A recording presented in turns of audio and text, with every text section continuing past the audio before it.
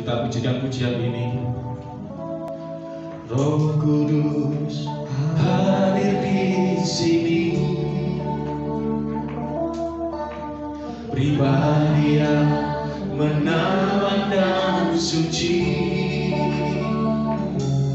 Ku rindu mendekat, mengerti hatimu, berjalan dalam kehendakmu. Roh Kudus manis dan lembut,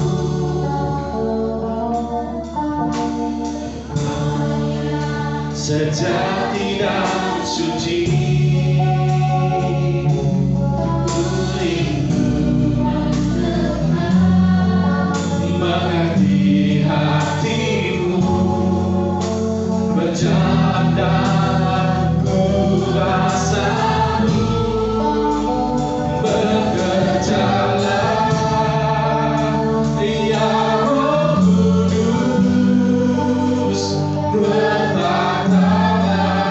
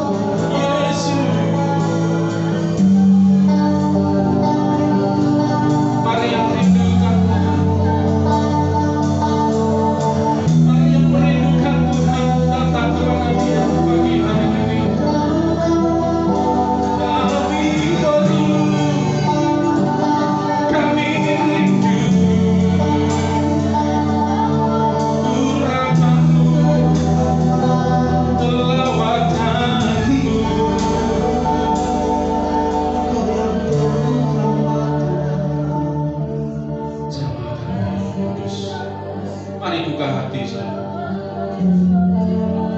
Katakan kepada jamaah Tuhan, ya aku rindu,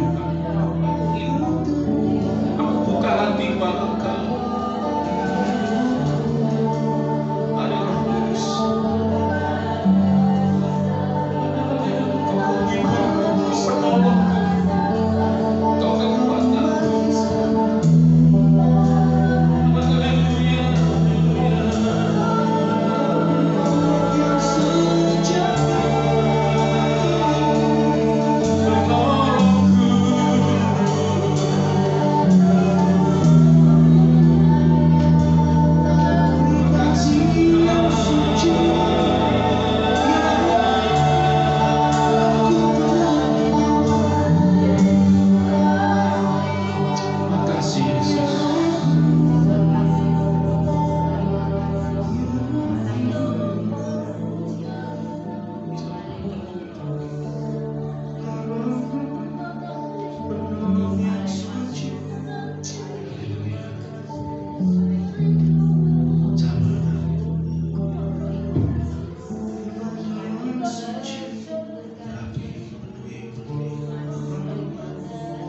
Kami nikmati Tuhan kehadiran-Mu di tengah-tengah kami, kehadiran-Mu yang senantiasa ada dalam hidup kami. Kami rindu semakin menyadari akan keberadaan kehadiran di dalam hati kami, hidup kami. Kau sungguh ada, sungguh nyata, dan kami boleh merasakan, menikmati, mengalami sendiri akan Engkau, akan urapan yang Kau berikan, akan lawatan yang Kau berikan, akan Roh Kudus yang memenuhi kami, memuaskan dahaga kami. Terima kasih. Mari yang haus, minumlah dari air kehidupan yang Tuhan berikan, Roh Kudus. Minum, puaskan dahaga kami, Tuhan.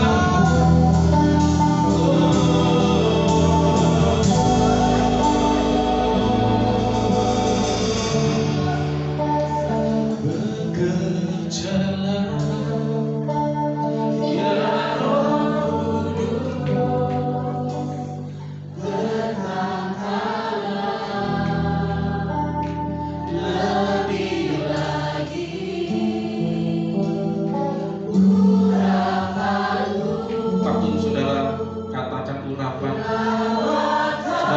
rasakan urapan Tuhan. Waktu Anda berkata lawatan-Mu, Anda merasakan lawatan Tuhan. Percaya itu. Kita tidak hanya sekedar nyanyi, tapi kita perkatakan firman Tuhan. Bekerjalah, ya Roh. Mari yang rindu, yang haus, yang rindu,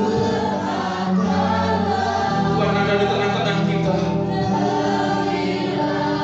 bertahta di tengah-tengah kita. Dia bersemayam atas pujian umatnya.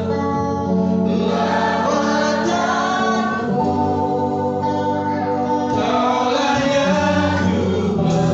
Waktu Anda berkata urapan, lawatan, percaya kau alami itu, kau merasakan itu saat ini juga. Haleluya. Urapanmu, lawatanmu, kaulah yang kuat.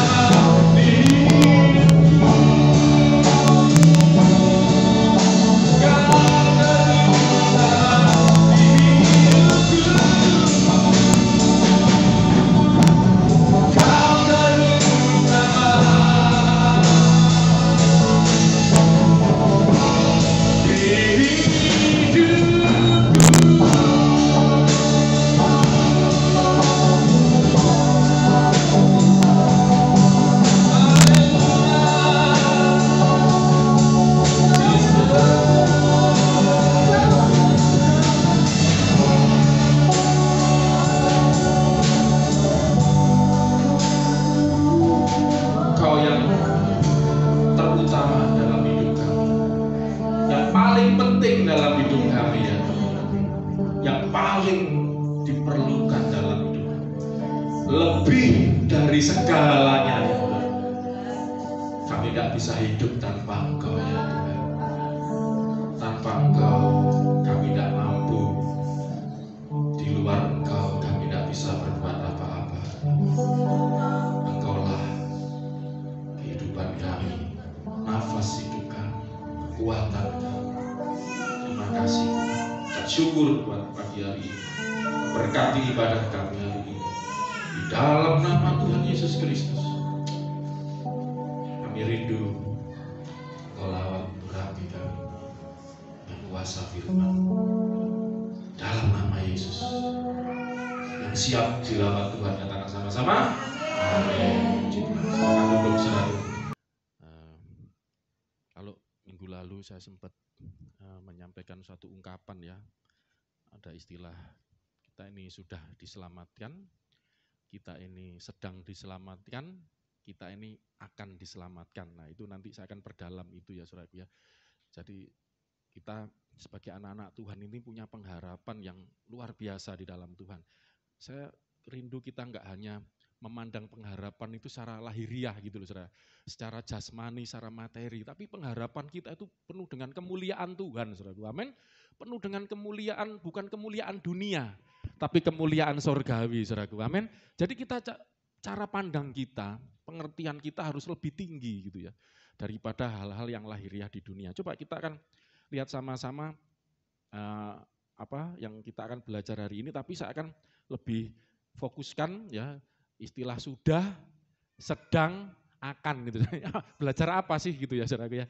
Nah ini sebetulnya ada hubungan dengan tema kita, topik kita, tema gereja kita ya. Di tempat ini Mojokerto City Blessing, yaitu manusia baru, manusia rohani, dan manusia yang serupa dengan Kristus. Ulangi ya biar nyentel ini ya. Manusia baru, manusia rohani, manusia yang serupa dengan Kristus atau manusia yang sempurna kalau saudara mau katakan lah. Cuman kita akan lihat apa sih kebenarannya gitu saudaraku ya. Nah kita akan lihat dulu dari firman Tuhan. Saya mau tunjukkan bahwa apa sih yang sempurna itu. Karena firman Tuhan ngomong gini kalau saudara mau tahu ya, di dalam Matius pasal 5. Coba Anda lihat ya. Ayat 48. Coba saudara kalau membaca ayat ini gimana saudaraku. Nanti akan 2 ayat ini saya tunjukkan dulu. Kita hari ini bicara tentang kesempurnaan hidup saudaraku ya. Kesempurnaan hidup, hidup yang sempurna di dalam Tuhan ya. Kayaknya terlalu tinggi bagi kita, kayak yang terlalu di awan-awan bagi kita. Tapi coba saudara baca firman Tuhan ini saudaraku ya. Dikatakan Matius 5:48, 1, 2, 3, karena udah ketemu kan? Kalau udah ketemu baca di depan kalau belum. Karena itu haruslah. Harus itu boleh ditawar atau enggak saudaraku? Harus, wajib. Harus, bukan kamu mudah-mudahan, kamu boleh iya boleh enggak, tapi ini kamu harus. Haruslah apa saudaraku? Haruslah kamu apa? Sempurna. Bukan saya ngomong, ini Yesus yang ngomong ini. Ya, haruslah kamu sempurna sama seperti Bapamu yang di sorga adalah sempurna. Bayangin saudaraku. Nah, dengar firman Tuhan ini gimana respon Anda saudara? Haruslah kamu sempurna. Bukan itu tok, bukan sempurna tok, bayang kita sempurna. Kayak apa sih bayangannya? Lanjutnya sama seperti Bapamu. Sempurna seperti Bapa, saudara. Bapa yang sempurna, Bapa yang suci, Bapa yang kudus. Loh kita disuruh sempurna seperti itu. Bapamu yang di surga adalah sempurna, karena kamu anak-anaknya gitu loh saudara. Bayangin waktu baca ini, Anda nganggap ini, ini apa mungkin ya saya bisa sempurna, apalagi seperti Bapa gitu ya. Kayaknya nggak mungkin dong, hidup saya masih gak sabaran, masih tersinggungan, masih males gitu ya, masih gondoan, masih banyak hal yang nggak baik lah dalam diri saya. Apa mungkin ini terjadi gitu loh saudara ya. Nah, saudara kalau belajar Alkitab itu gini saudaraku ya. ada Injil, Perjanjian Baru dulu ya, saya buka, ada Injil dan tulisan para rasul itu saudaraku ya, surat-surat para rasul, surat penggembalaan. Injil itu menceritakan kehidupannya Tuhan Yesus dan ajaran-ajarannya Tuhan Yesus. Lah, tulisan para rasul, surat-surat para rasul itu penafsiran daripada ajaran Yesus, kira-kira gitu loh. Jadi kalau Anda kurang paham ayat ini, ajaran Yesus, saudara bisa cari gitu loh maksud saya, di surat-suratnya para rasul. Ya suratnya Rasul Paulus, suratnya Petrus, Yakobus itu nanti Anda ketemu, nanti saya akan tunjukkan gitu loh ya. Karena ketika kita belajar ini, kok tinggi banget ya gitu ya. Kadang-kadang akhirnya ada dua kemungkinan. Dianggap angin lalu ya, karena dianggap enggak mungkin, ya, pakai pikirannya sendiri kan, ini enggak mungkin ini. Ya. Jadi dianggap angin lalu atau ditangkap tapi tertekan ya. Bagaimana mungkin akhirnya mencoba kok susah, kok sulit lah. Kita akan melihat juga sebelum kita nanti memperdalam ini ya. Ya, ini kan yang sempurna itu kan ini ya, seperti Yesus itu ya, manusia baru, manusia rohani, manusia yang sempurna ya. Ini kan ini saudaraku ya. Nah, itu nanti ada tahapannya. Kita akan belajar ya. Saya pelan-pelan ya. Saya harap Anda bisa ngikuti. Coba buka lagi bisa tentang kesempurnaan ya. 1 Tesalonika 5 ayat 23. 1 Tesalonika 5 ayat 23. Nah, kalau mulai begini nanti mulai ngerti saudaraku. Memang saya giring pelan-pelan ya, saya giring pelan-pelan. Kita baca sama-sama 1 Tesalonika 5 ayat 23. 1, 2, 3, semoga Allah damai sejahtera menguduskan kamu seluruhnya. Dan semoga roh, jiwa dan tubuhmu terpelihara sempurna dengan tak bercacat pada kedatangan Yesus Kristus Tuhan kita. Jadi manusia itu ada roh, ada jiwa, ada tubuh dan tiga-tiganya harus sempurna. Seperti firman Tuhan yang pertama, ayat yang pertama tadi Matius 5, hendaklah kamu sempurna seperti Bapa yang di surga sempurna. Dan kita sebagai manusia harus dikatakan haruslah kamu sempurna seperti Bapa di surga sempurna. Yang sempurna apanya? Lah di sini diperjelas, ditunjukkan, diurai. Yang sempurna itu harus hendaklah jiwamu, sebenarnya semoga ini terjemahnya kurang tepat ya, hendaklah gitu ya. Bukan maybe, bukan mungkin, bukan. Kiranya hendaklah roh, jiwa, dan tubuhmu terpelihara sempurna dengan tak bercacat pada kedatangan Yesus Kristus Tuhan kita. Roh kita, jiwa kita, tubuh kita. Berapa waktu ini kita belajar tentang pembebasan tubuh, sebenarnya itu ngarahnya ke tubuh yang sempurna. Terus kemarin minggu lalu perjamuan kudus. Nah saya akan pelan-pelan jadi gini repotnya, saya kalau ngajar cepet kadang lewat, ngajar pelan-pelan kalau enggak ngantuk. Karena kayak pelan-pelan saya jadi bingung. Saya tengah-tengah aja ya. Jadi saya harap Anda bisa ngikutin gitu loh ya. Nah, saya ulangi. Jadi kita pertama ya pelan-pelan ya. Kalau enggak selesai enggak apa-apa, dilanjut aja, santai aja. Jadi kita firman Tuhan mengajar kita supaya kita sempurna. Yang sempurna apanya? Lengkap. Rohnya, jiwanya, tubuhnya terpelihara sempurna. Ya, udah jelas. Nah, nanti dari sini saudara akan ngerti. Kita akan bisa hubungkan kenapa Tuhan Yesus ngajar, hendaklah kamu sempurna. Seperti Bapamu di surga sempurna. Dan secara manusia kita berpikir, apa mungkin aku bisa sempurna? Ya, kadang-kadang berpikir, nanti suatu kali sempurna, nanti gitu ya. Ya, nanti gitu ya. Tapi ternyata ayat ini enggak ngomong begitu ya. Menjelang kedatangan Tuhan, kita sudah semakin dekat Tuhan mau datang. Kita harus terpelihara roh kita, jiwa, tubuh kita sempurna. Nah, nanti dengan mengerti ini saudaraku, nanti saudara kan itu yang minggu lalu saya katakan sudah. Jadi kalau pakai kata sudah, sedang, akan. Kalau minggu lalu saya ngajarkan roh kita sudah diselamatkan, jiwa kita sedang diselamatkan, kan sedang. Nanti ngerti, tubuh kita akan diselamatkan. Buka khotbah minggu lalu. Lah demikian juga dengan kesempurnaan. Lah ini loh gampangnya. Roh kita sudah sempurna. Nanti saya tunjukkan ayatnya. Roh kita sudah sempurna. Jiwa kita sedang disempurnakan. Kalau tubuh akan. Bedanya gini, tahu enggak? Sudah, sedang, akan. Nanti ini ayat-ayatnya berikutnya ya. Jadi gini, sudah itu berarti selesai. Udah beres. Jadi yang sudah sempurna itu roh kita. Jiwa kita, pikiran, perasaan, keinginan itu sedang disempurnakan. Itu yang saudara merasa aku kok masih belum sempurna ya, itunya saudaraku. Pikirannya, itu tingkah lakunya, itu jiwa di situ ya. Nanti kita akan lebih dalam nanti lihat. Lah tubuhnya akan itu berarti belum akan. Coba saya ngomong, saya akan pulang nanti. Berarti saya belum kan, rencana akan. Lah tubuh itu ya gitu, akan. Akan disempurnakan. Karena saya akan tunjukkan ya. Kenapa kok seperti itu? Oke, kita lihat dulu tentang manusia ya. Kita mempelajari roh, jiwa, dan tubuh. Buka Kejadian 2 ayat 27. Kejadian 2 ayat 27. Sekarang apa-apa dikit antiseptik. Mau buka botol. Ya ini tatanan baru ya, gaya hidup yang baru. Yang biasa males mandi, sekarang rajin cuci tangan, rajin bersih badan ya. Oke. Kejadian 2, maaf ya saya minum dulu, 27.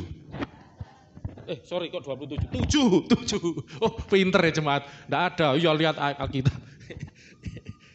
Saya sambil buka ini soalnya. Kejadian 2 ayat 7, sorry. Ayat 7. Di situ dikatakan, ya ini bagaimana manusia diciptakan Tuhan, supaya Anda ngerti ya. Sehingga kenapa kok sebut roh, jiwa, dan tubuh. Kejadian 2 ayat 7, ketika itulah Tuhan Allah membentuk manusia dari apa? Debu tanah. Ini yang disebut tubuh itu dari debu tanah. Ya.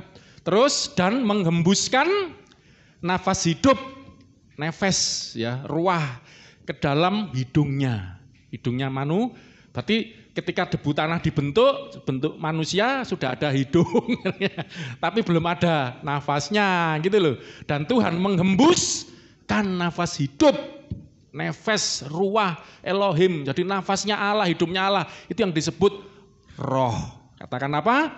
Roh, ruah itu roh, bahasa Ibraninya itu roh, artinya nafas. Lah demikianlah manusia itu menjadi makhluk yang hidup, muncul jiwa, kepribadian gitu ya.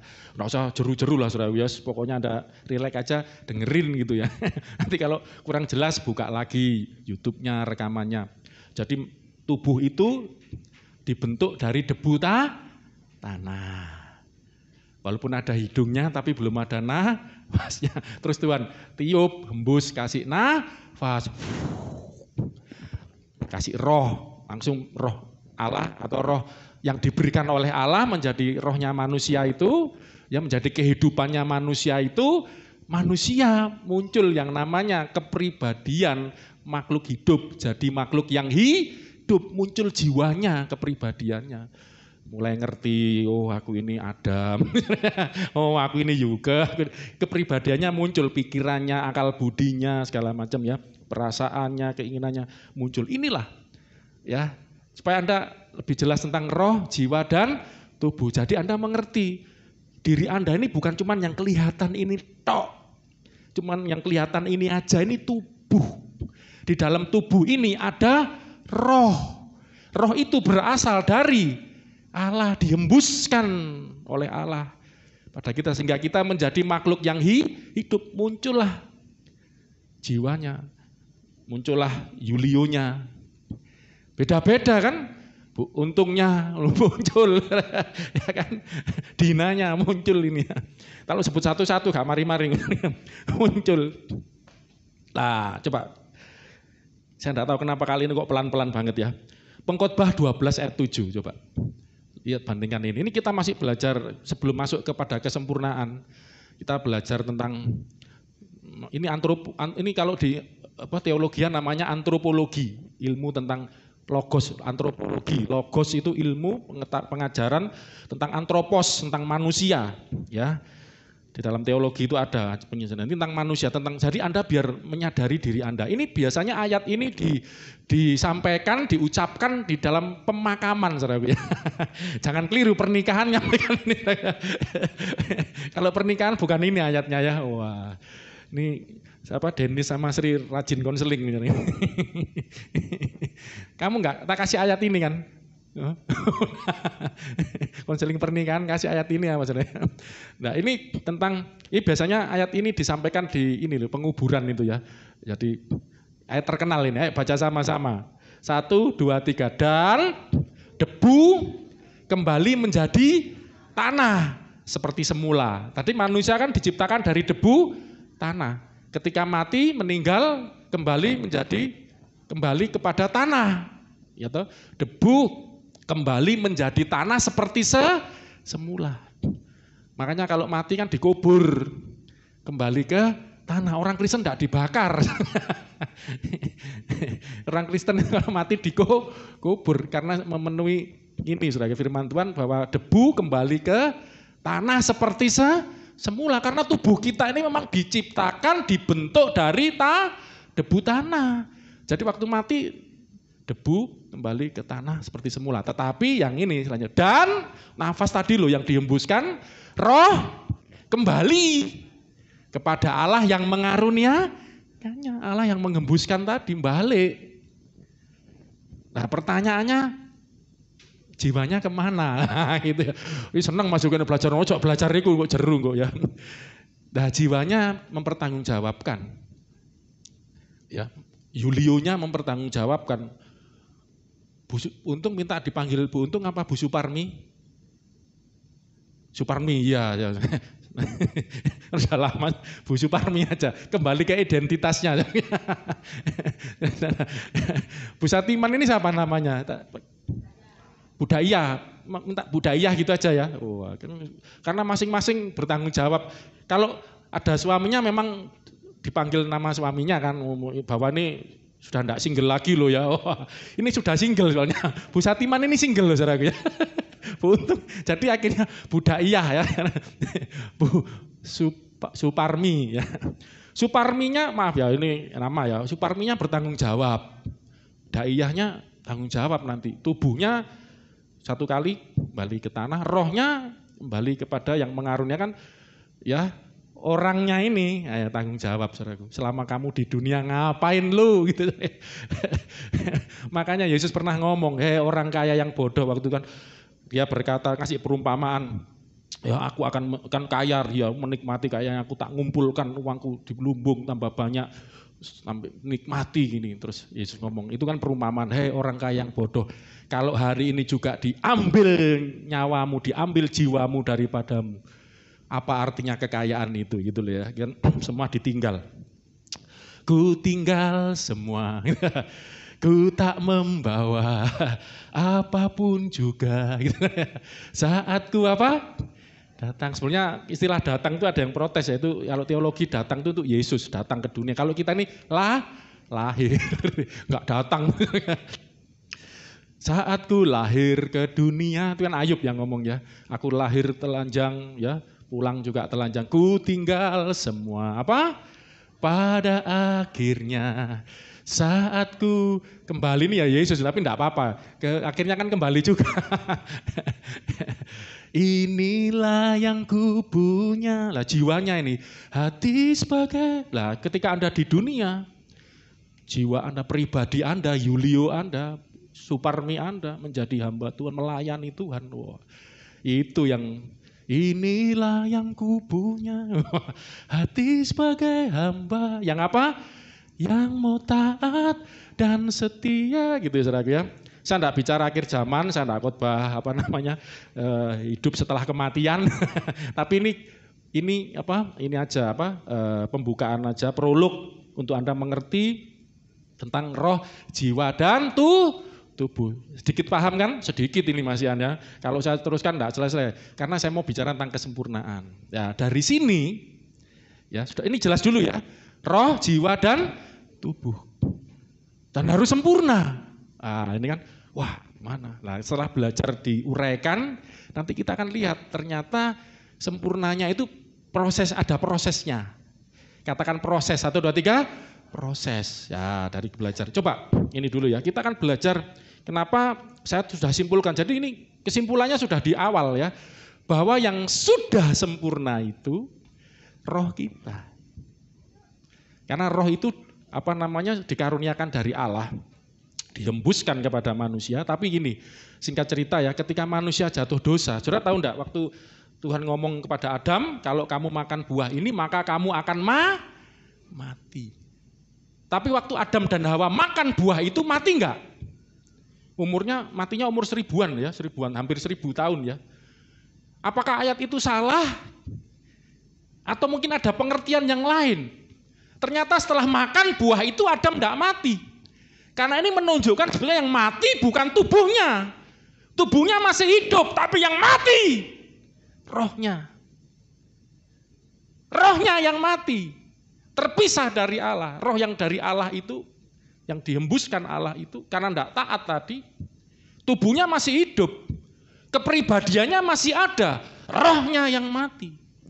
Makanya kalau kita bisa katakan orang-orang yang belum percaya Tuhan Yesus, kan akhirnya Yesus datang. Barang siapa percaya kepadaku, dia akan beroleh hidup yang itu, roh itu, hidup yang dinebuskan. Allah mengembuskan nafas hidup. Itu Yesus ngomong. Bahasa Yunaninya zoe. Kalau Ibraninya nefes, gak usah belajar bahasanya asli lah. Ya, tapi ini Anda biar ngerti gitu loh. Waktu Yesus ngomong itu sebenarnya Yesus sedang berbicara ini. Bahwa barang siapa percaya kepadaku, tak akan mati. Tapi akan beroleh hidup yang kekal. Rohnya hidup lagi gitu loh. Paham? Rohnya hidup lagi. Roh yang mati tadi hidup lagi. Itu makanya kita mengenal istilah lahir baru. Nangkep dulu ya. Nah, jadi orang-orang yang belum percaya, belum menerima Yesus, tubuhnya hidup, jiwanya ada, hidup, punya akal budi, pinter bisa. Tapi rohnya belum hidup. Makanya mereka perlu kau, itu lagi aja. Mereka perlu kau, people need the Lord. Mereka perlu Yesus ya untuk memperoleh kehidupan. Lah saudara dan saya yang sudah percaya Yesus, 2 Korintus 5 ya, ini ayat yang sering saya ajarkan. Sebenarnya urutannya seperti ini, tapi saya baru bisa ngajarkan saat ini. Kayak Tuhan kasih mulai ajarin mulai sekarang gitu ya, kasih dorongan itu. 2 Korintus 5 ayat 17. 2 Korintus 5 ayat 17. 1, 2, 3. Jadi siapa yang ada di dalam Kristus, yang percaya Yesus, dia adalah ciptaan. Coba sini dulu.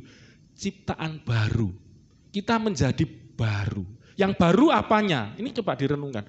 Waktu kita percaya Yesus, menerima Yesus, istilahnya lahir baru, tubuh kita berubah baru, yang gemuk jadi kurus, yang kurus jadi gemuk. Proses gemuknya nanti karena diberkati, wah hidupnya bahagia, wah. Terus tahap Joko bablasan nambah. Jadi yang baru tubuhnya bukan enggak baru, jiwanya langsung baru. Enggak. Ya kadang-kadang ya itu ya toh, pikirannya apakah langsung lupa nama saya siapa, terus jadi lain gitu, enggak. Kadang-kadang masih, ya makanya kita juga harus sabar ya.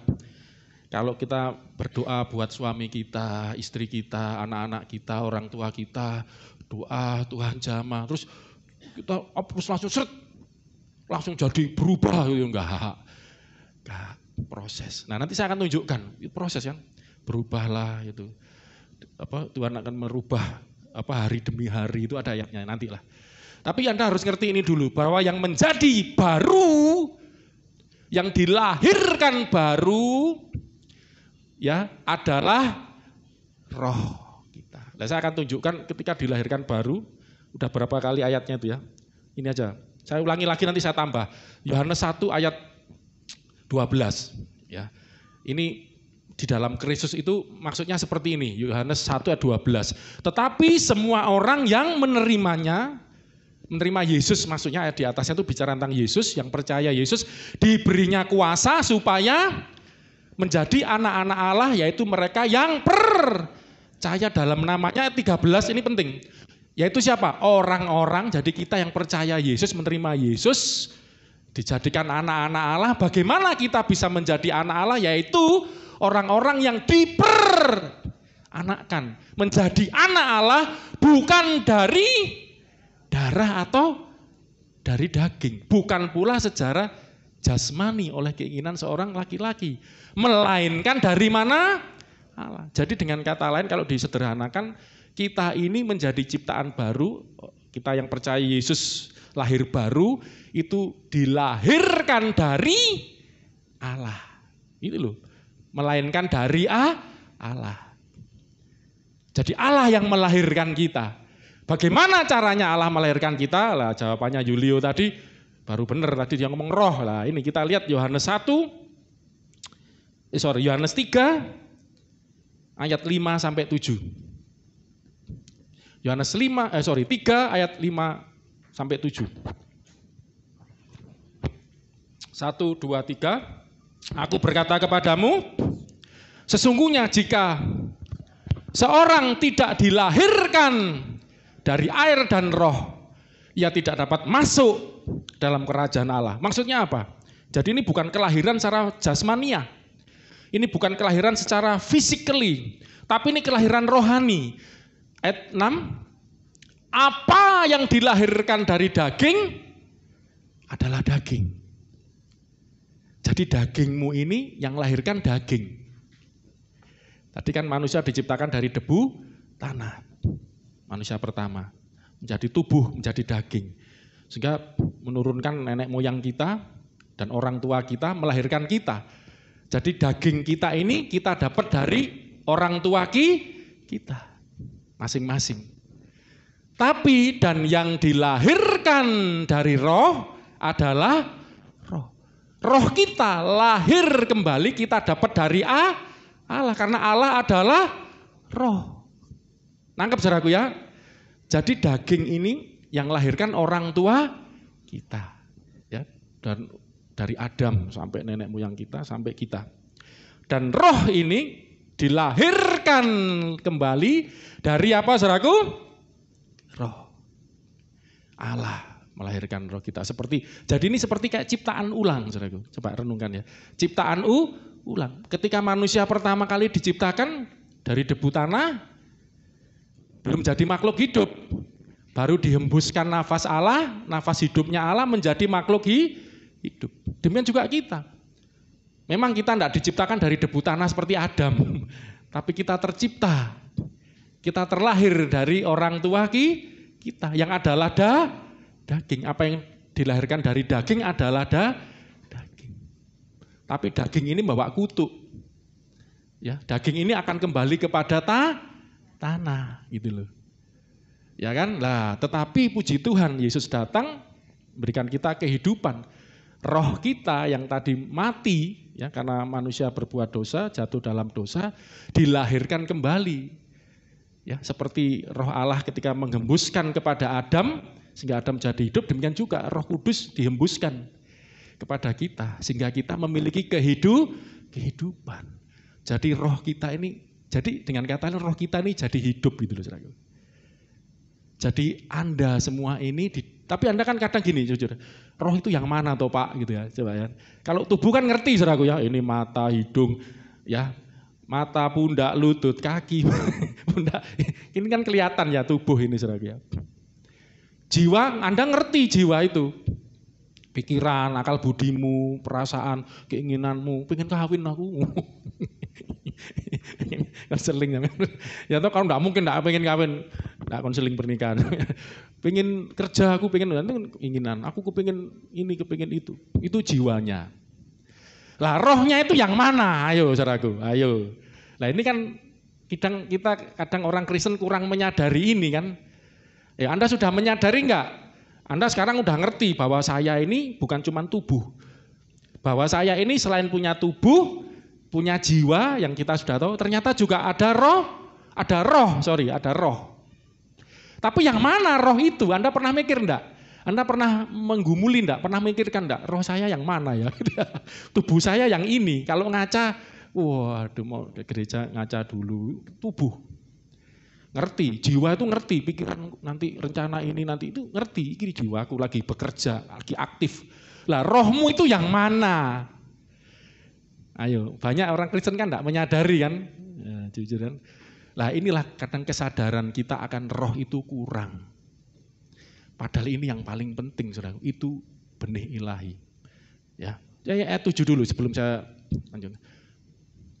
Nah, janganlah engkau heran karena aku berkata kepadamu 1, 2, 3. Yesus ngomong apa? Kamu harus dilahirkan kembali. Harus. Yang dilahirkan apanya? Diulangi, ayo biar ngerti. Yang dilahirkan apanya? Rohnya. Dilahirkan kembali. Ya, supaya kamu kembali kepada yang semula rencana Tuhan ketika menciptakan manusia menjadi makhluk yang hidup. Benar-benar hidup. Ya. Lah orang yang rohnya belum dilahirkan kembali, ayat 5 tadi loh, biar ingat ya. Aku berkata kepadamu, sesungguhnya jika seorang tidak dilahirkan kembali, dilahirkan dari air dan roh atau dilahirkan kembali, dia tidak akan masuk dalam kerajaan Allah. Kenapa saudaraku? Nanti ada ayat, kalau dibuka banyak ya. Ada ayat ngomong gini, darah dan daging tidak beroleh bagian dalam kerajaan Allah. Tidak bisa, karena ini berasal dari mana? Darah dan daging kita ini dari tanah, debu kembali ke tanah. Sejak semula. Roh kembali kepada Allah. Kalau rohnya enggak dilahirkan kembali, ya, binasa kali itu yang disebut yang masuk neraka lah, binasa, ya itu saudaraku ya. Lah saya enggak khotbah itu, tapi Anda biar ngerti ini. Saya akan tambah satu ayat ini, kita bicara bagian yang pertama tentang roh ya. 1 Yohanes 3 ayat 9. 1 Yohanes 3 ayat 9. 1 Yohanes 3 ayat 9. Anda percaya Anda anak-anak Allah, amin? Anda anak-anak Allah, amin? Ya. Katakan aku anak Allah. Aku dilahirkan oleh Allah. Aku sudah lahir baru. Karena aku percaya Yesus. Itu yang buat Anda lahir baru. Ya. Lah nanti Anda perlu ngomong ini, kan sudah lahir baru, roh, apa yang daging-daging, roh, apa yang dari roh adalah roh. Jadi roh kita dilahirkan oleh roh Allah. Dan Anda harus ngerti, roh kita yang dilahirkan oleh Allah itu sempurna. Saya ulangi, jadi tubuh kita ini tidak sempurna. Tidak sempurna. Nanti saya akan tunjukkan. Makanya saya mulainya dari mana dulu ya, tubuh, jiwa, roh. Ini saya roh dulu aja. Tubuh kita enggak sempurna. Ya, karena dari benda ciptaan, manusia pertama diciptakan dari debu tanah, enggak sempurna. Ya, ini kan hasil dari ciptaan. Kalau roh itu bukan ciptaan loh, roh itu hembusan nafas Allah, beda. Ya, terus akhirnya manusia jatuh dosa apalagi. Ya kan makanya Mazmur Daud ngomong gini, aku dikandung dalam dosa, sudah sering ngajar ya. Jadi manusia itu sejak dalam kandungan sudah berdosa. Beda sama saudara muslim ya, karena bayi katanya suci. Kalau di Alkitab tidak. Kenapa ada prinsipnya? Karena orang tuanya orang berdosa. Orang tuanya lagi orang berdosa sampai Adam, orang berdosa semua itu. Makanya perlu Tuhan Yesus untuk diselamatkan. Amin. Saudara paham ya, jadi kita harus sadar itu. Lah, jadi makanya Alkitab nyebut tubuh ini tubuh dosa. Tubuh dosa. Yesus datang disalib supaya tubuhnya disalib, supaya tubuh dosa kita ikut disalibkan. Tubuh dosa kita hilang kuasanya. Itu khotbah Jumat Agung ya, kapan itu direkam juga.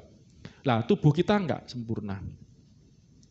Jiwa kita, ya manusia jatuh dosa kan, itu hasil keputusan.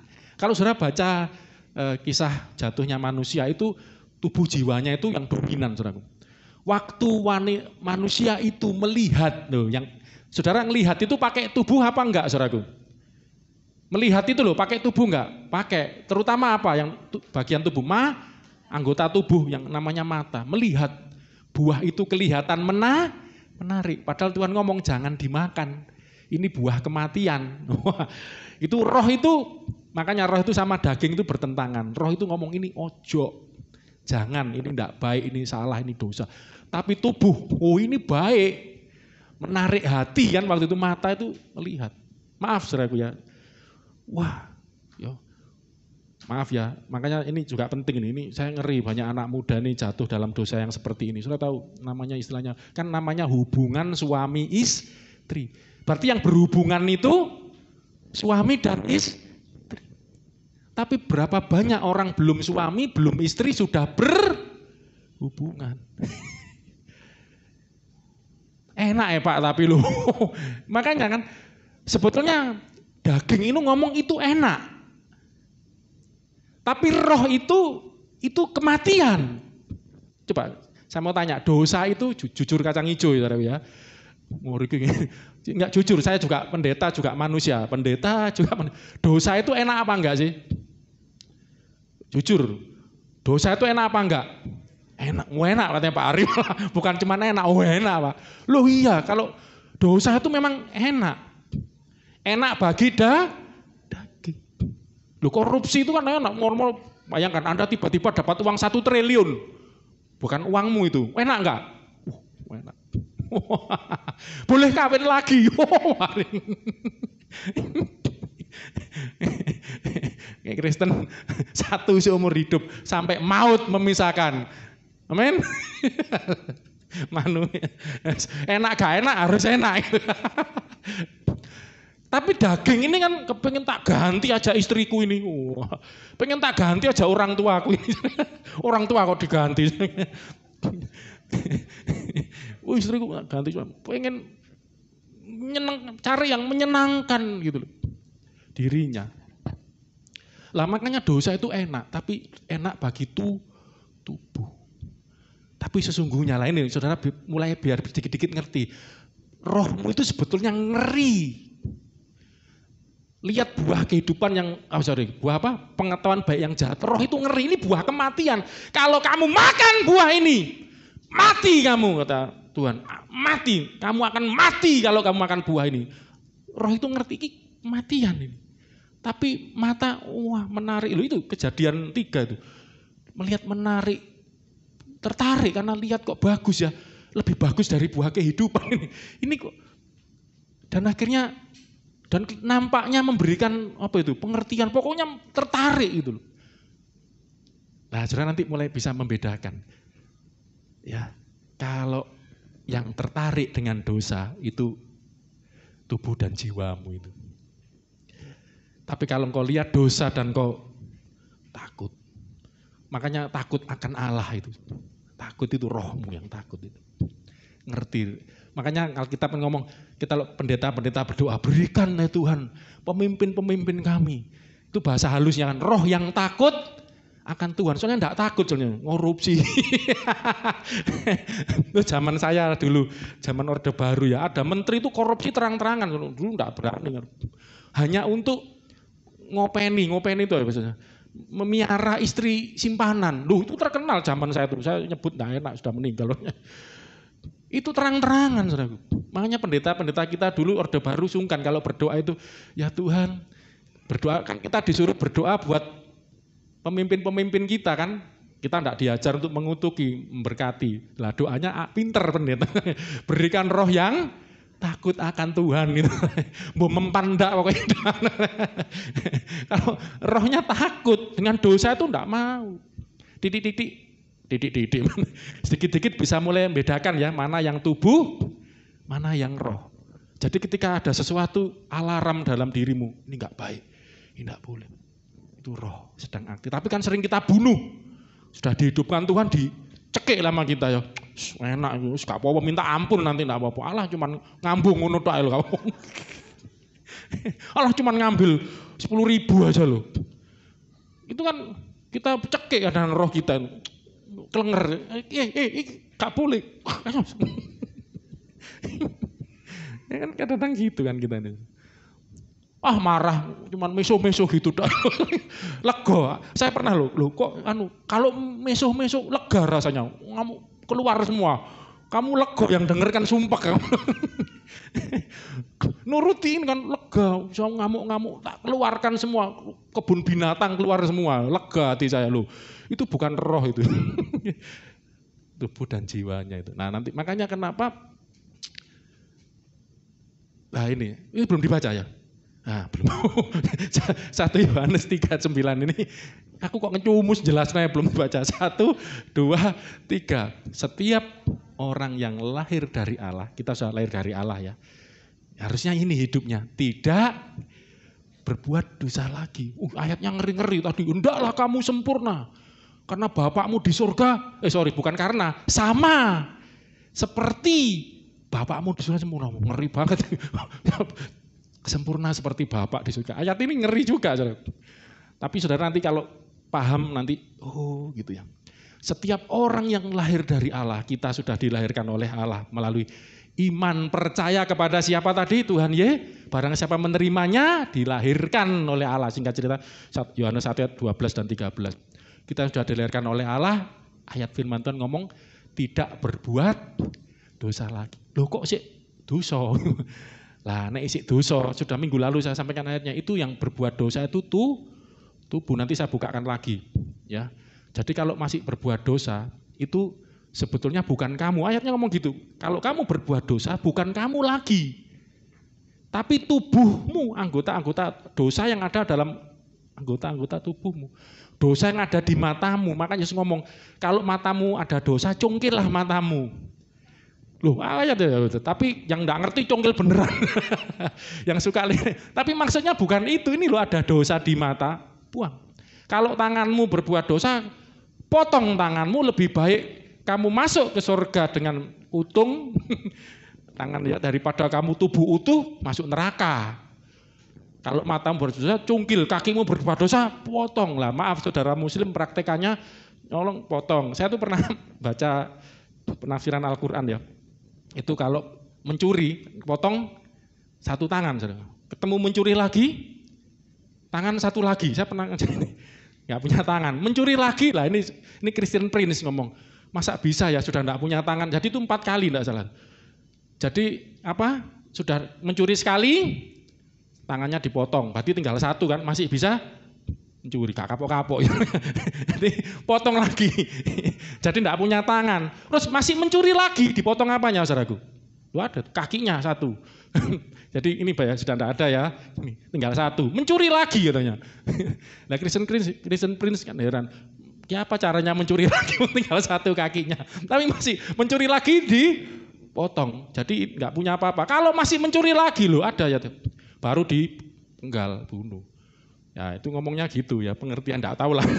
Itu urusannya mereka. Padahal itu kalau digambar ya, potong 1, tinggal potong 1, tinggal potong 1. Masih bisa mencuri, apa caranya mencuri itu? Kadang kan enggak masuk akal gitu loh. Lah tapi kalau di kita itu maksudnya rohani. Bukan dipotong secara jasmani. Jadi ketika tanganmu mau ngambil, tong secara rohani, moto, gitu saudaraku. Rohnya yang motong itu rohnya. Nanti lain kali kita belajar gitu. Jadi sunat itu secara rohani, ada secara jasmani, ada secara rohani. Secara rohani itu penanggalan, ayatnya ngomong gitu, tubuh yang berdosa. Secara rohani, jadi tubuh yang berdosa itu ditanggalkan, dipotong gitu. Ada ayat lain juga ngomong, jadi kalau kamu punya mata, seolah-olah gak punya mata, loh saudaraku ya. Lihat cuanti, welek. Cantik, seolah-olah gak punya mata, gak kelihatan, buta aku. Aku sama orang, ini yang sudah punya istri loh ya, kalau Mas juga ya harus lihat, gak ngawur. Ini yang, jangan ini keliru, yang sudah menikah, ini biar bisa dibedakan ya. Yang belum-belum itu ya, saya sudah ngomong yang konseling pernikahan, kamu kalau belum menikah, buka mata lebar-lebar. Bener enggak saudaraku? Nanti kalau sudah nikah, butakan matamu. Wis, kadang kita kualik. Ya makanya sebut cinta buta itu saudaraku ya. Belum nikah buta sudah, cintanya buta, wis nggak ngerti. Apapun ini tai kucing aja rasanya coklat. Ini tai kucing enggak, ini coklat gitu. Saking butanya saudaraku, coklat itu dimakan. Setelah nikah baru sadar, oh iya tai kucing ini. Udah terlanjur mau makan, wis emplon. Jadi kadang orang itu kualik, terbalik. Mau nikah itu tutup mata, buta. Wis pokoknya seneng aku sama dia udah. Setelah nikah, buka matanya. Oh, kok gini? Wah, mau apa? Kebalik. Ya. Nah, makanya dibutakan. Nah, itu bicara pernikahan. Tapi kalau gini ya gitu, saudara. Kayak saya udah menikah misalnya gitu ya. Istri yang dulu langsing jadi langsung. Ada cewek langsing. Wah. Kan mata kan wow. Alkitab ngomong ya barang siapa memandang wanita loh, ini sering kena dan menginginkannya dia sudah berzina. Loh ya apa Mas Hari ya apa Mas Hari? Ini kan mata ini kan lah ini caranya gitu. Tubuh lah roh ini sebenarnya ojo ini. Ini cantik, itu memedi. Jadi rohnya ngomong ini gondoruwo, ini wewe gombel gitu ya. Motonya, ini apa? Cantik ini, ini wewe gombel.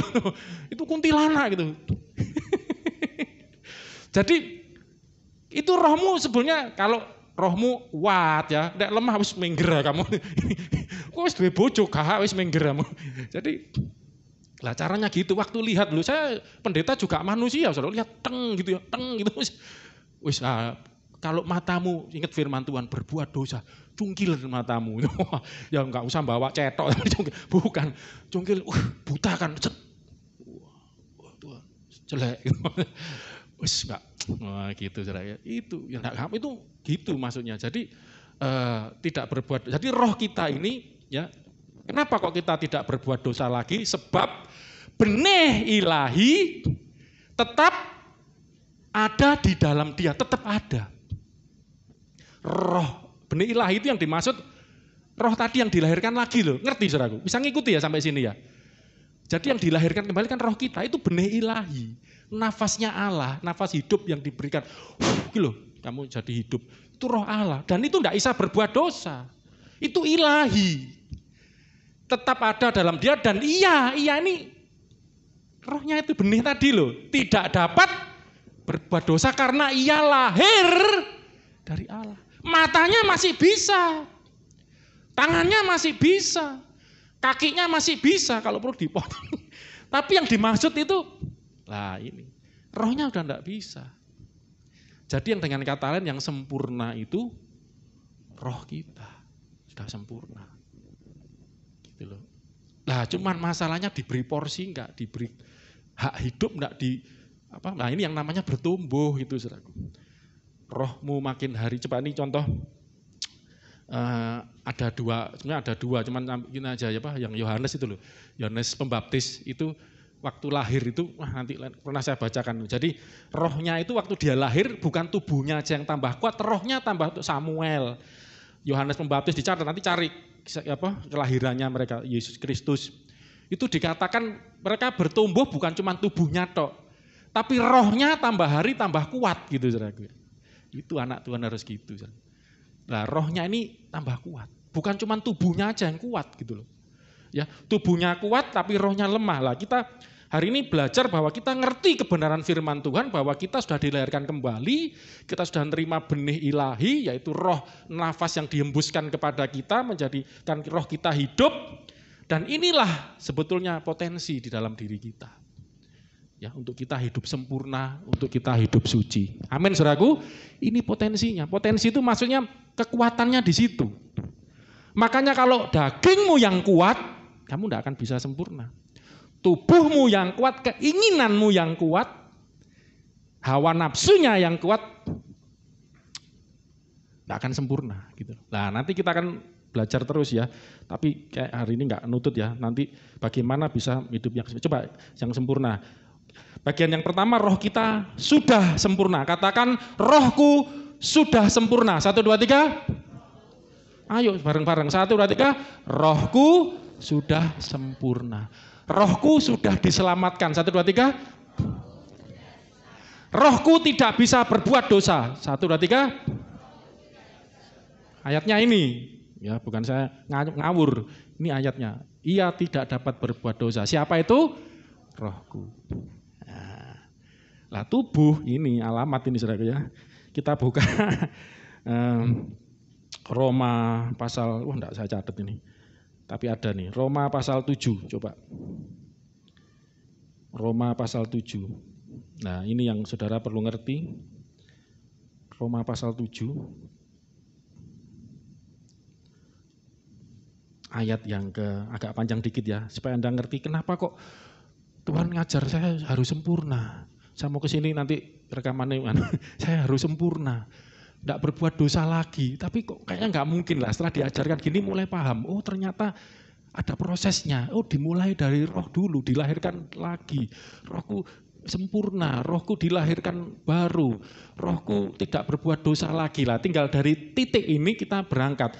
Tapi ternyata ada masalah di mana roh kita memang sudah lahir baru, roh kita adalah benih dari Tuhan, tidak bisa berbuat dosa. Tapi ternyata ada masalah. Ya, ini yang makanya katakan sudah, sedang, akan. Kita lihat ini, Roma pasal 7, ayatnya mulai ini aja biar cepat. 14 saja. Agak panjang dikit. Roma pasal 7 ayat 14. Mulai 14 ya. Sebab kita tahu bahwa hukum Taurat atau hukumnya Allah itu adalah rohani. Jadi firman Tuhan itu sesuatu yang sifatnya rohani. Tetapi aku bersifat daging terjual di bawah kuasa dosa. Manusia kan ada di bawah, ya kalau saudara ulangi lagi, ditaklukkan itu ya di dalam kesia-siaan itu akibat dosa. Manusia terjual di bawah kuasa dosa karena manusia jatuh di bawah kuasa dosa. Ayat 15, karena manusia tidak taat kepada Tuhan. Sebab apa yang aku perbuat, ini saudaraku, aku tidak tahu. Karena bukan apa yang ku kehendaki yang aku perbuat, tetapi apa yang aku benci itu yang aku perbuat. Terus 16, jadi jika aku perbuat apa yang tidak aku kehendaki, aku menyetujui bahwa hukum Taurat itu baik. Firman Tuhan itu baik. Jangan mencuri, jangan membunuh, jangan berzina, jangan berdusta, jangan menginginkan, itu baik. Ya kalau kita memperbuat, jadi kita ngerti kebenaran gitu loh. Tapi kok kita masih sering melanggar kebenaran? Aku ngerti marah itu berdosa. Tapi kenapa aku masih sering marah-marah? Aku ngerti bohong itu berdosa, tapi kenapa aku masih bohong? Ya, ngerti. Jadi waktu kita ngerti itu, jadi kita tahu bahwa itu salah, tapi kita masih perbuat. Jika aku perbuat apa yang tidak aku kehendaki, sebetulnya aku sedang setuju bahwa hukum Taurat itu baik. Ayat 17, tapi yang terjadi ini, kalau demikian, bukan aku lagi yang memperbuatnya, tetapi dosa yang ada dalam aku. Saya percaya, saya tidak menghakimi saudara-saudara anak-anak Tuhan. Tapi saya juga tidak meninak bubukkan Anda. Kita ini anak-anak Tuhan, kita ngerti kebenaran. Kita ngerti apa itu dosa. Kita ngerti apa itu kebenaran, amin. Tapi kita harus jujur. Apa yang kita ngerti sering kita langgar. Yang kita ngerti sering kita langgar. Makanya nah ini terus ayat 18, sebab aku tahu bahwa di dalam aku, yaitu dalam aku sebagai manusia tidak ada sesuatu yang baik. Sebab kehendak memang ada padaku. Tapi bukan hal berbuat apa yang baik. Perbuatannya enggak baik, kehendaknya baik. 19 lebih jelas. 1, 2, 3, 19. Sebab bukan apa yang aku kehendaki. Apa yang dikehendaki? Yaitu yang baik. Ngerti firman toh kita, ngerti kebenaran. Saya percaya Anda itu orang baik lah. Ngerti yang baik gitu loh. Dan kepengen yang baik. Amin. Itu anak Tuhan. Kalau masih kepengen yang elek, tanda tanya gede banget. Karena anak Tuhan itu kepengen yang baik. Saya percaya nggak pengen selingkuh. Nggak pengen mendua hati. Itu anak Tuhan. Tapi firman Tuhan ngomong, aku bukan apa yang ku kehendaki yaitu apa yang baik, yang aku perbuat. Tetapi melainkan apa yang tidak aku kehendaki, yaitu yang anak Tuhan tidak kepengen yang jahat, amin. Nangkep enggak? Jadi Anda di sini anak-anak Tuhan yang sudah percaya Yesus dilahirkan oleh Allah. Anda punya benih ilahi, rohmu dilahirkan kembali. Roh yang tidak berbuat dosa lagi, roh yang suci, yang kudus. Sudah suci, sudah kudus. Nah ini perlu ditambah. Rohku sudah suci. Rohku suci. 1, 2, 3. Nah jiwaku sedang disucikan. 1, 2, 3. Tubuhku akan disucikan. 1, 2, 3. Nanti kenapa kok akan? Nanti kalau tidak nutut. Jadi sebab, saya ulangi ya, bukan apa yang aku kehendaki, yaitu apa yang baik. Yang aku perbuat, aku kepingin yang baik. Gitu loh. Tapi bukan itu yang aku perbuat ternyata, melainkan apa yang tidak aku kehendaki, yaitu yang jahat. Aku tidak pengen yang jahat. Itu yang aku perbuat ternyata, gitu loh. Jadi anak yang namanya anak Tuhan itu, kepinginnya yang baik. Amin.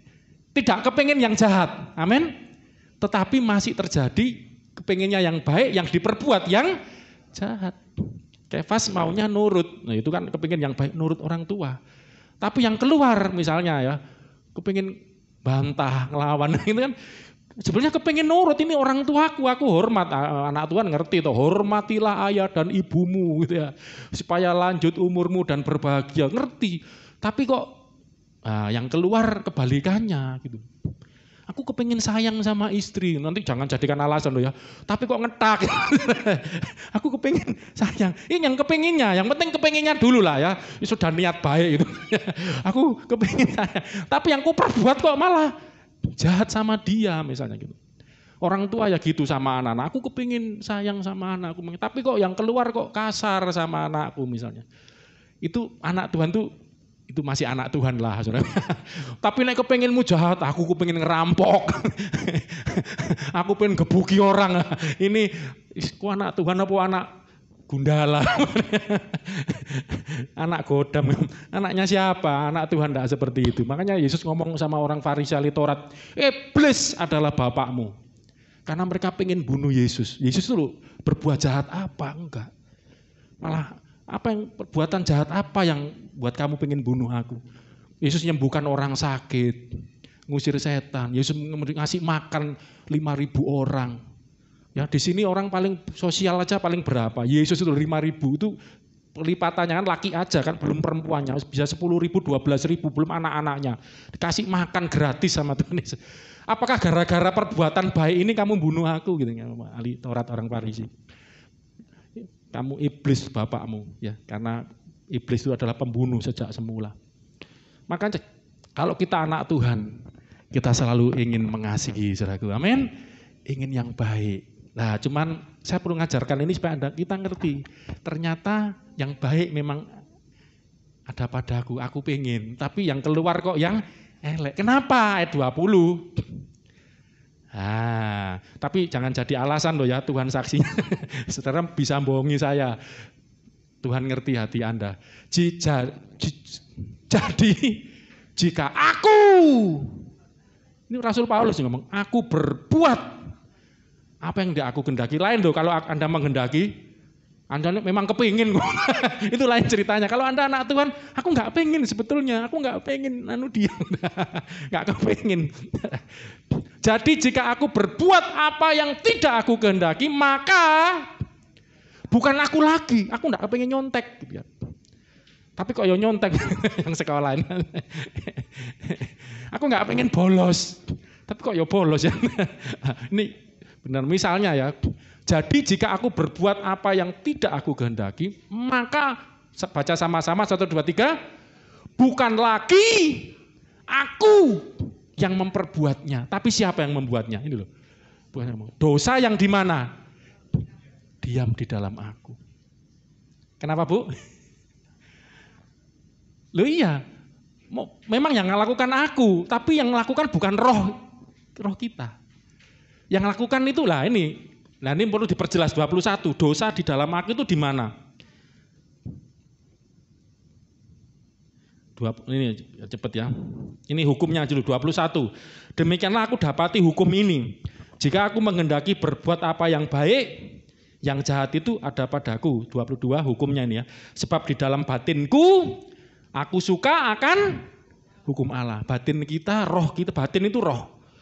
Ya, manusia batinnya, manusia rohani kita senang firman Tuhan, senang ke gereja, senang berbuat baik, senang memberi, senang mengasihi, senang mengampuni. Maunya itu roh kita. Tapi 23 lah ini saudaraku.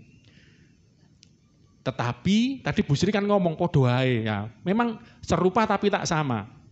Memang berbuat dosa, tapi yang berbuat dosa siapa? 23, 1, 2, 10, 1, 2, 3. Tetapi di dalam anggota-anggota tubuh. Anggota-anggota apa itu? Mata, telinga. Kita ngamuk kan gara-gara denger. Gosipin aku itu. Jelekkan aku itu. Coba kalau budak. Udah dimaki-maki pun, apa sih orang ini? Gara-gara telinganya tajam. Omongan apa sedikit loh. Ngamuk. Ada di mata, di telinga. Ya, anggota-anggota tubuh itu aku melihat hukum lain. Yang berjuang melawan hukum akal budiku. Anak Tuhan ini akal budinya udah, roh kita udah baru. Dan membuat aku menjadi tawanan hukum dosa yang ada di dalam. Makanya ayat lain ngomong ini tubuh dosa. Jadi dosa itu ngendonnya di dalam tubuh, bukan di dalam roh kita. Roh kita tidak ada tidak berbuat dosa. Jadi bisa memilah ya, roh, jiwa, dan tubuh. Ya, roh kita ini sudah dilahirkan kembali. Suci, kudus. Itu baca sendiri Yohanes 3 itu ada suci, kudus, tidak berbuat dosa. Tapi tubuhnya ini celakanya. Masih ada dosa yang diam di dalam anggota-anggota tubuh. Nah, perangnya di jiwa, pikiran itu coba 2 Korintus pasal 10 ayat 4.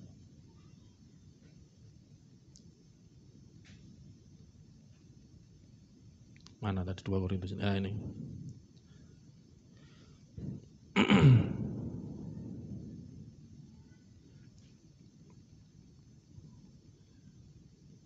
Nah, mulai 3 dulu, mulai 3. Saya akan tutup ayat ini, kita doa habis ini, langsung doa. Memang kami masih hidup di dunia. Ya, kita masih hidup di dunia, saudaraku ya. Tetapi kami, ini kuncinya, tidak berjuang secara duniawi. Hidup kita tidak duniawi. Ya, wah kelewatan ayat tadi ya. Jadi manusia baru ini ternyata masih bisa duniawi sebenarnya. Ya, kalau enggak mau berjuang secara rohani, ya mau hidup secara manusia roh. Nanti minggu depan saya simpulkan lagi. Ayat 4. Karena senjata kami dalam perjuangan bukanlah senjata duniawi, melainkan senjata yang diperlengkapi dengan kuasa Allah. Maksudnya itu yang rohani ya, kuasa Allah yang sanggup meruntuhkan benteng-benteng.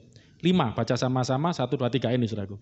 Kami mematahkan setiap siasat orang dan merubuhkan setiap, ini jangan bayangkan jasmaniah, lahiriah ya, tapi ini sifatnya yang rohaniah, yang dipatahkan itu siasat, diruntuhkan benteng, ini bukan benteng bangunan ya, tapi ini benteng-benteng rohani, pekerjaan-pekerjaan iblis, dan merubuhkan setiap kubu yang dibangun oleh keangkuhan manusia untuk menentang pengenalan akan Allah. Kami menawan segala pikiran dan, saya mau tanya, yang disebut kami ini apa, saudara? Roh. Rohnya nawan pikiran, nawan keinginan. Keinginannya ini muncul dari keinginan tubuh. Ayo perhatikan baik-baik, ini kita mau kesimpulan. Jadi waktu Yesus datang menyelamatkan kita, kita percaya pada Dia, kita diberikan pengharapan, roh kita ini dilahirkan kembali. Roh kita ya diselamatkan, roh kita disempurnakan, roh kita dari benih Allah ini adalah yang suci, yang kudus, tak bercacat, tak berdosa. Tapi, nah makanya ini sudah diselamatkan roh kita, tubuh kita ini masih ada tubuh dosa. Makanya saya nanti minggu depan kesimpulannya, saya jelaskan tubuh lebih panjang. Saya punya kesimpulan gini, selama kita masih pakai tubuh ini, nah akan bisa hidup sempurna. Karena tubuh ini ada tubuh dosa. Makanya perlu tubuh Kristus. Makanya kenapa kita perjamuan kudus itu. Perjamuan dengan tubuh Tuhan. Makanya nanti setelah ini kita kalau perjamuan kudus dihayati benar-benar. Supaya tubuh dosa kita hilang kuasnya. Tubuh Kristus kita pakai. Tubuh Kristus kita pakai. Selama pakai tubuh dosa ini. Gak bisa. Nah, jiwa itu tempat peperangannya. Perangnya. Milih mana? Makanya Galatia ngomong gini. Ya, jangan kamu mengikuti keinginan daging. Tapi ikutilah keinginan roh. Berarti ada dua keinginan gitu. Yang bingung itu tengahnya, jiwanya. Pikir aku milih mana? Keinginannya nih, milih daging apa milih roh? Makanya lah yang diharapkan firman Tuhan, kami rohmu itu menawan. Pengen marah, tubuh dosa ini kan mata lihat tersinggung, marah. Tubuh dosa kan membuat kita jadi berdosa. Tapi roh itu ngerti firman. Ampuni musuhmu, musuh aja diampuni. Apalagi orang tuamu, anakmu, mantumu, cucumu, istrimu, suamimu. Musuh aja disuruh ngampuni. Kasih makan kalau lapar, itu musuh loh ya. Orang yang jahati kamu. Saudara kalau mau tahu tadi yang sempurna, Matius 5 ayat 48, itu ayat di atasnya tuh dijelaskan. Kalau kamu baik kepada orang yang baik, apa bedanya kamu sama pemungut juga? Mereka lakukan hal yang sama, orang berdosa juga bisa buat itu, tetapi kamu anak-anaknya, makanya harus sempurna. Kalau orang jahat sama kamu, kasih makan, kasih minum, seterumu lapar kasih makan, bukan kasih racun. Kalau seterumu haus kasih minum, telanjang kasih pakaian. Jadi seteru itu musuh aja kamu harus kasihi. Love your enemy. Lu apalagi saudara kita, apalagi sesama anak Tuhan, jemaat Tuhan. Saya percaya di sini nggak ada yang sakit hati satu sama lain, amin? Nggak ada. Sama jemaat nggak ada. Kita hidup dalam kasih, amin? Ya harus seperti itu. Ini taklukkan, tawan pikiran jahat itu. Pikiran kebencian, apa? Keinginan kebencian. Tubuh ini, pengen ngamuk, pengen benci, pengen sakit hati. Itu cuma istilah ya, sakit hati itu bukan hatinya yang sakit kan. Karena kita kecewa, kita kan. Tapi roh kita suruh tawan itu, pikiran itu. Itu kubu-kubu yang dibangun iblis menentang. Ini sering dipakai peperangan rohani itu. Nah makanya saya akan simpulkan gini intinya. Ini belum selesainya, tapi minggu depan aja nggak apa-apa lah. Intinya gini, yang penting Anda tangkap kebenaran firman Tuhan. Tuhan itu mau roh kita itu lebih kuat daripada daging kita. Amin saudaraku. Cuman itu. Makanya waktu murid-murid diajak berdoa ketiduran, Yesus ngomong, ini prinsipnya, hukumnya. Roh itu penuh nurut, tapi daging itu lemah. Ini dua-duanya gini. Jadi roh itu mau nurut sama Tuhan. Tapi dagingmu itu lemah. Makanya berdoa berjaga-jagalah supaya kamu jangan jatuh dalam pencobaan. Jadi jiwamu ini harus bisa milih gitu loh. Ya. Milih keinginan roh apa keinginan daging. Rohmu itu nurut, pasti mau nurut. Tapi dagingmu itu loh lemah. Gitu loh. Lah makanya, dengar baik-baik, kenapa di Kristen itu juga ada puasa, saudaraku. Tapi puasanya kita beda dengan saudara seberang kita. Kalau mereka puasa untuk dapat pengampunan dosa, dapat hidup suci. Kita kan enggak. Kita disucikan oleh Tuhan Yesus melalui pengampunan Yesus. Nah kita puasa itu sebetulnya. Anda silakan kalau mau puasa. Enggak ada hari khusus. Senin Kemis, Rebu Paing, akarepmu.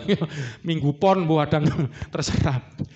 Kalau kita puasa, itu sebetulnya itu latihan sebenarnya. Untuk mematikan daging. Ya latihannya kan kepingin lapar, aku puasa, ya kita bertarak gak makan. Jadi puasa itu macam-macam di Alkitab, saudara bebas, tidak ada aturannya. Saudara mau kayak Daniel, sempat disebut itu sama Syedrak Mesak Abednego ya, dia cuma makan sayur sama air, cuma makan sayur sama air, ternyata lebih sehat itu kan ada baca itu Daniel itu. Karena mereka tinggal di negeri, dibuang di negeri yang orang kafir ya, mereka tidak bisa hidup seperti itu, mereka bertarak, mereka cuma makan sayur sama air gitu ya. Dan ternyata Tuhan berkati mereka dikasih hikmat yang lebih 10 kali lebih cerdas dari orang-orang yang gelojoh, muangan ya, nuruti hawa nafsunya gitu. Lah mungkin kita puasanya nggak harus seperti orang yang jam sekian bangun sahur makan, enggak. Coba belajar bertarak. Ada ayat ngomong gini, nanti minggu depan akan saya perdalamkan lagi ya, karena waktu ya durasi ya. Ada ayat ngajarin gini saudara, apa yang engkau inginkan, engkau kepingin apa, itu latihannya gitu. Saya dulu pernah latihan itu, waktu doa puasa 3 minggu di Bandung, ya di Lembang, saya ikut training gitu. Jadi latihannya gini, apa yang engkau kepingin, itu ada ayatnya, berikan kepada orang.